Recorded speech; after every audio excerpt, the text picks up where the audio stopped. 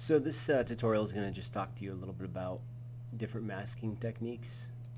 So we have a number of pictures, a car, a person, and a flower. And I'm going to show you 3 different techniques so that you can mask them. Masking just means getting rid of the background. Do not use the eraser.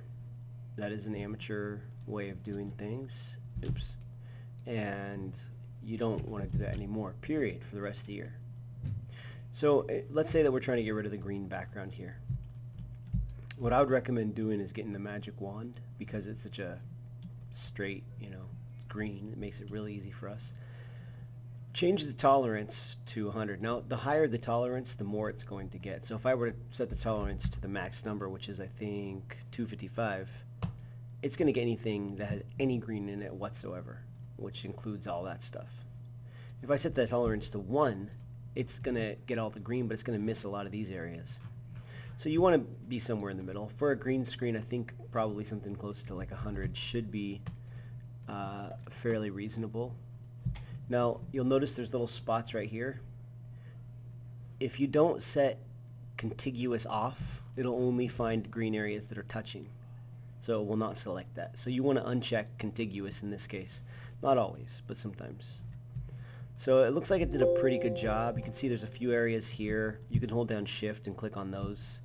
The problem is you might start to get some areas that you don't want to remove. But generally it's better to err on the side of removing too much as opposed to too little. Now that I've selected that, if I hit the mask button, this is what will happen. It did the exact opposite of what we want.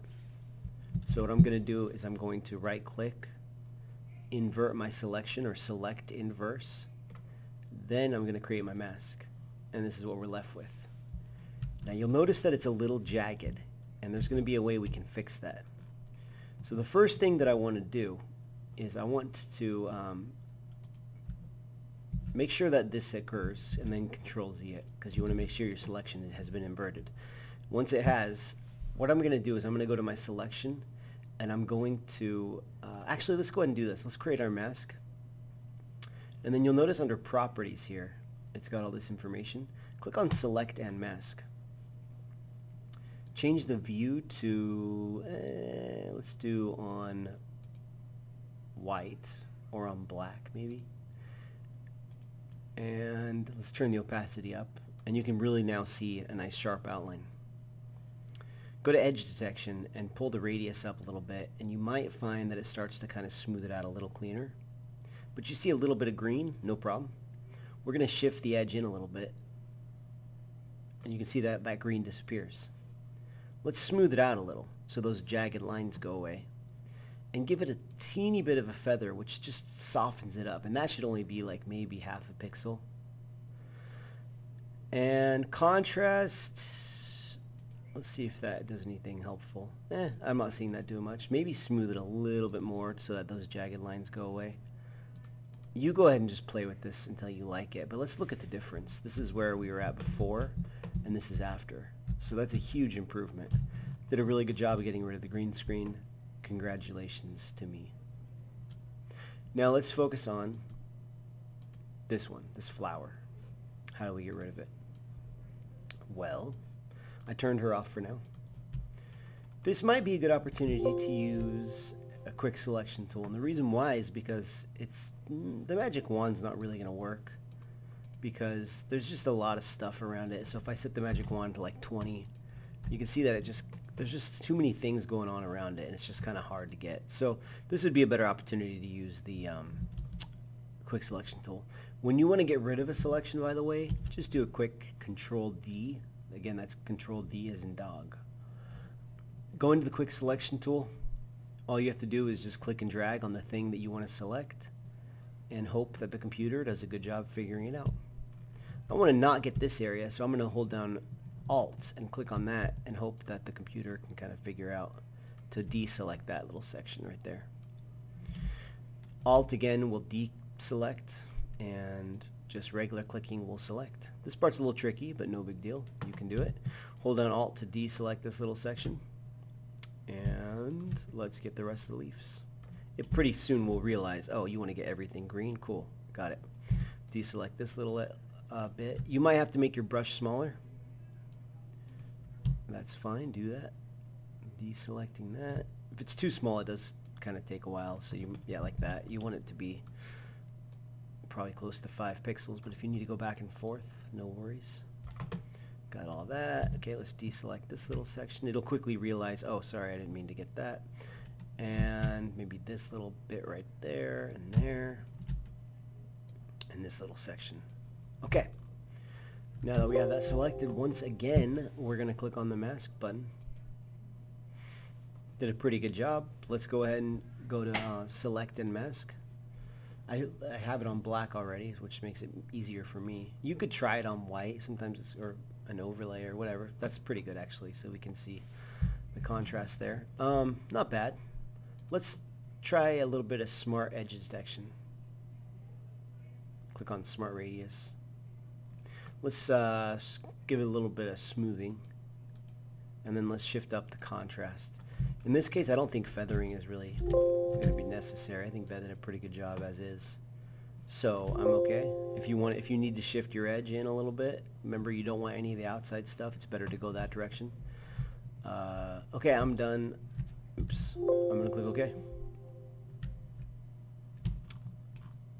Yeah, there's a little bit of a line there I don't think I want. Let me go back, and I'm going to just shift my edge in just a tiny. Well, that's a lot. Whatever. Okay, it seems to work. Cool. Alright, there's my flower. There's my lady. And put the flower right there so she can see it. And then she's going to tell us about this brand new car, whatever it is. I'm sure you guys all know what it is. So how do we mask this? Well, in this case, you got very smooth, clean lines. Don't use the magic wand. Don't use the quick selection tool. This is a good opportunity to use the pen to create the path. This is pro right here. This is what pros do. So rather than going click, click, click, click, click, click, like I know a lot of you are going to do, you need to click and drag and make these nice curves. So let's say I see a little curve right, oops, see a little curve right there. If you need to break something, hold down Alt and click on it. That'll turn it back into a corner. Again, if I do not click Alt, it'll do that. I don't want that, so hold down Alt and click on it. There's times when you don't want to click Alt, like right here, I'll show you. Don't want to click Alt here because it's smooth. Don't want to click Alt here because it's smooth. I do want to click Alt here because now we have a corner. Okay. This is going to look clean in the end. Don't you just love that? Okay, no, and you can go back and you can adjust your points if you need to. How do you do that? You hold down Control if you need to adjust the points. Good. Ooh, I don't want to take the time to get this mirror, but you guys should. But I have a demonstration to do. I can pull this one up if I want to. So it just kind of bends that way. Or you can just Alt-click on it and it'll go away. Oops. Cool. Okay. Beautiful curves. Hold down Alt. Break that one because it's a corner. Let's get that nice little curve. Hold down Alt. Click here. Give that a little roundness. Beautiful. Okay. No, that one's up a little too high. Let me just Alt to break that into a corner. And then I'll just pull this one down by holding down Control. Pull it back a little bit. Cool. Alright, continuing on. This is going to take a little practice. It's a little different than Illustrator because the nice people at Adobe decided to make their pen tool work differently in this program than they did in Illustrator, which is cool of them. Alt to break it. It's better to, again, don't show any of the road. It's better to cut a little bit of the car off if you have to. This part's a little tricky because you can't really see what's going on, but let's say it's somewhere around there. Okay, and then I guess we have a tire somewhere in here. I don't know how that works, but whatever. Okay, let's pull that back a little bit and get this little section. Okay, and Getting to the end almost. Click and drag. Let's go here. Click and drag. Remember it's a corner, so hold down Alt. And we are done. Now, we made a path. Now what? Well, now you have to create a selection from it. You have to go to your Paths panel. But Mr. Janelli, I don't have a Paths panel. Remember, always Windows, Paths, that's how all your panels are going to be. It's alphabetical order. Make a selection from it by clicking this button. Go back to your layer and create your mask. Once again, go to Select and Mask. Let's take a look at it. I did a wonderful job. I'm proud of myself. And a couple areas there I kind of screwed up on. Ooh, don't push. Let's see if I can fix that. Maybe I shouldn't mess with it here. I could just mess with it later. Whatever. Okay, I'm just making it worse. Okay, stop. I'm sorry. Okay. So, yeah, if you want to do a little edge detection, some smart radius here. That did not seem to make things better. It just made them worse. Let's smooth it out just a smidge, although it's very smooth anyway because you did a path. That is a professional looking curve. I mean, that mask right there, smooth as can be, right? And then, yeah, if you want to come in here, I guess you could just use a paintbrush. Black, remember, black erases, white brings it back. Let me pull the hardness up there. I don't know how that's going to look. Yuck. Don't do that. Use a tablet. I don't know. Just deal with it. If you're trying to be pro, use a tablet or whatever to maybe some selection tools or another mask. I'm just making it worse. I'm not going to spend time on that right now. So let's take a look at our final composition. We have this woman, we have this car, and we have this flower. Let's make this car a little bit smaller with a Control-T so it fits in her hand. And there you go. Now once you have this all masked out and nice, let me know, because then you can start working on your next project, which is the dual animal. What's a dual animal? A dual animal is when you combine two animals together to make something different.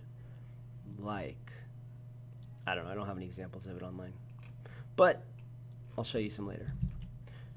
Alright guys, take care.